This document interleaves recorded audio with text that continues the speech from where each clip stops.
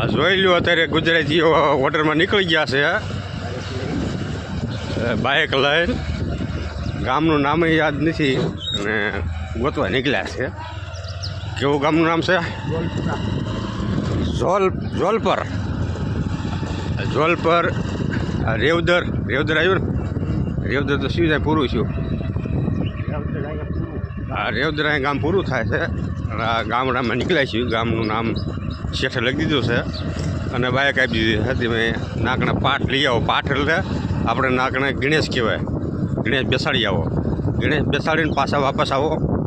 પછી સાંજે બંદોલી એટલે દાંડિયા રાસ. આ કહેવાય રાજસ્થાની. જુઓ હા તમારી આ ઉપડી ગયા ત્યારે ગાડી લઈને ગુજરાતી હો જો આમ જો આવા રસ્તા એના કેવા બંદર આવી જાય છે. બંદર